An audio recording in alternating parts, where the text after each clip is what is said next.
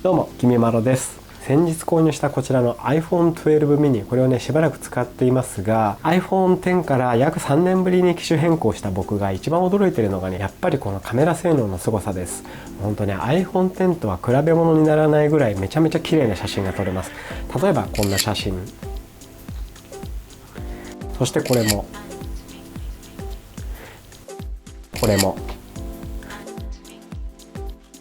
全て iPhone 12 mini で撮影した写真です。あとこちらは動画ですが、このようにね、歩きながら撮っても動画も手ぶれもせず、とてもね綺麗に撮れます。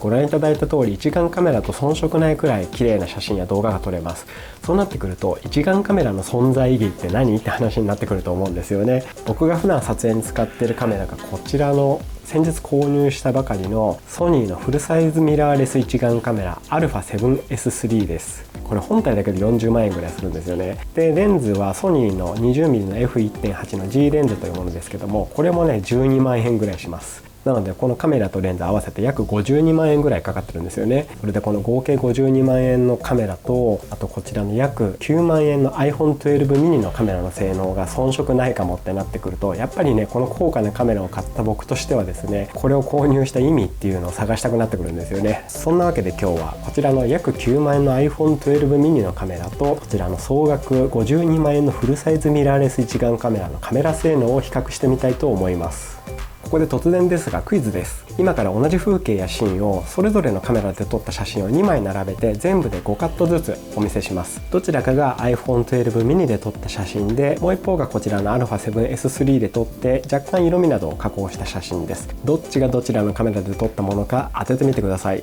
ではどうぞ。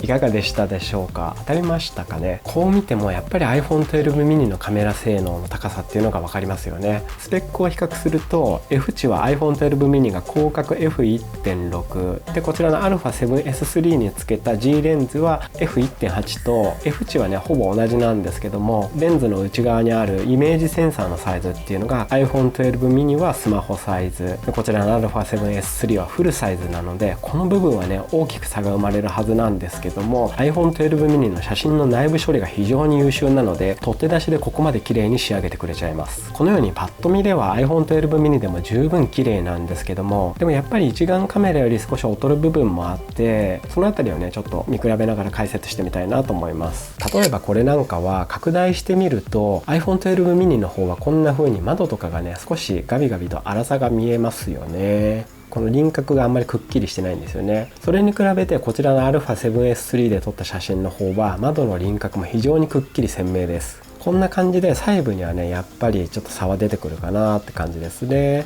で、あと暗いところとかは結構ノイズも iPhone 12 mini の方が目立ちますね。で、こちらの α7S3 はもともと暗所性能が非常に優れているカメラなので、比較するのはねフェアじゃないかもしれないんですけども、 iPhone 12 mini だとどうしてもねやっぱりこれぐらいノイズが乗ってきてしまうっていうのが見てわかりますね。で、続いてパルコの屋上で撮影した写真ですけども、このように空とかを撮るとグラデーションとか階調はね α7S3 FX3 の方がやっぱり綺麗に表現できてますよね。 iPhone 12 mini の方は少しねこう段々っていうか水色の部分に階層ができてしまってるような感じになっていて、この辺りにねやっぱり綺麗なグラデーションを表現できるかっていう差も出てくるかなと思います。あとボケ感でいくと、この写真とか見ていただくと分かると思うんですが、ポートレートモードだとこのようにかなり綺麗にボケ感は出せます。ただちょっと嘘っぽいというかボケに違和感が出る時があります。このおみくじの写真とかを見比べてみると iPhone 12 mini でもとてもね綺麗にボケてはいるんですけど、被写体の輪郭部分がなんかおかしなボケ方をしてますよね。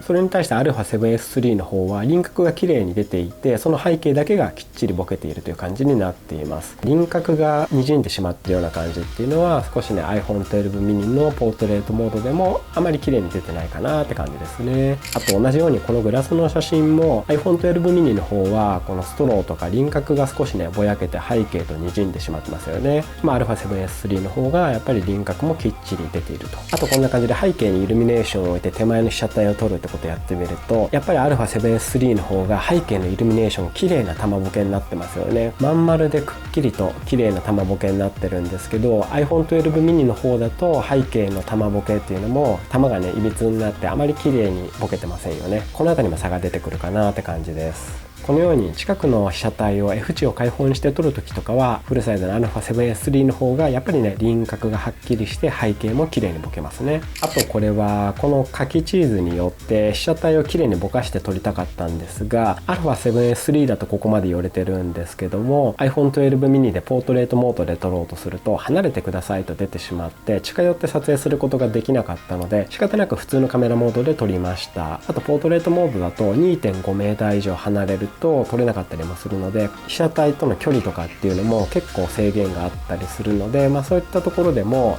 つけるレンズにもよりますが最短撮影距離っていうところもフルサイズミラーレス一眼の方が思い通りの撮影ができるんじゃないかなと思います。あとこれは木の間から差し込む対応を正面から撮っていますが iPhone 12 mini の方はフレアというか反射したような写りになってしまっているのに対して α7S3 は綺麗なね光の玉になっています。これどちらも同じ場所から撮影してますけどもかなり太陽の光の形に差が出てるんじゃないかなと思います。あとこれは赤い看板が印象的なスポットですけども α7S3 は看板の赤と空の青、あと白壁っていうのをちゃんと表現できてるんですけども、それに比べて iPhone 12 mini の方は色収差というか全体的に赤く滲んでしまっていて被写体それぞれの本来の色がうまく出ていないんじゃないかなと思います。この辺りフルサイズのカメラの方が被写体それぞれの本来の色っていうのを綺麗に再現できてるんじゃないかなと思います。はい、こんな感じで iPhone 12 mini の写真性能も非常にいいですけども、やっぱりフルサイズのミラーレス一眼の方が表現の部分では優位なんじゃないかなとも思います。であと写りの差が大きいのはやっぱり動画ですかね。動画だと iPhone 12 mini だとそもそもポートレートモードのようなボケ感っていうのが出せないので、このように奥の方にもフォーカスがあっていて奥行きがないというかちょっとね平坦な写りになってしまいます。なので背景を綺麗にぼかした動画撮影をするには iPhone 12だとちょっとね難しいかもしれないですね。綺麗なボケ感を出すのであればやっぱりこういったミラーレス一眼の方が圧倒的に強いですね。はい、このように細かいところまで見ていけばやっぱりねフルサイズカメラには劣るところはあります。でも iPhone 12 mini でも写真を手軽に撮って取って出ししたり広角で風景を撮るとかであれば十分な表現力を持っているんじゃないでしょうか。一方ミラーレス一眼カメラの良さは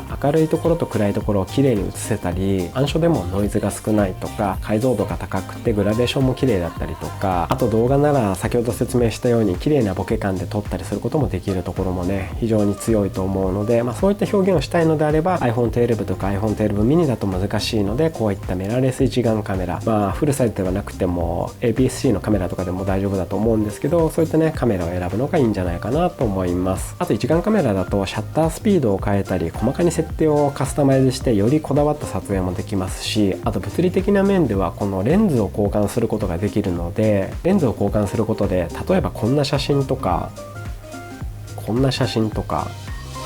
あとこういった写真を撮りたい時は一眼カメラが向いていますね。こんな感じで一眼カメラが向いている撮影っていうのも多々あります。ただ何度も言いますが、こちらの iPhone 12 mini のカメラも非常に優れているので、一概に iPhone 12 mini と一眼カメラのどっちが勝ち負けっていうのは難しいんですけども、用途やこだわり具合によって使い分けるといいんじゃないかなと思います。僕は多分 Twitter とかインスタのストーリーズに動画を載せたりするときはこちらの iPhone 12 mini を使うと思うんですけども、それ以外は変わらずα7S3 を使うと思います。普段 YouTube を撮るときとかはこの α7S3 が欠かせないので、間違いなくこちらの α7S3 を使います。でもこれからカメラを始めたいとか YouTube やってみたいとかっていう方は本当 iPhone のカメラで全然いいんじゃないかなと思ってしまいました。そういう意味ではコンデジとかはもう使わなくなるかもしれないですね。僕も去年キヤノンの G7X という高級コンデジを買ったんですけども、もう iPhone 12 mini を使ってみてもうねちょっと手放そうかなと思ってたりもしています。それぐらいに iPhone 12 mini のカメラは高性能だと思います。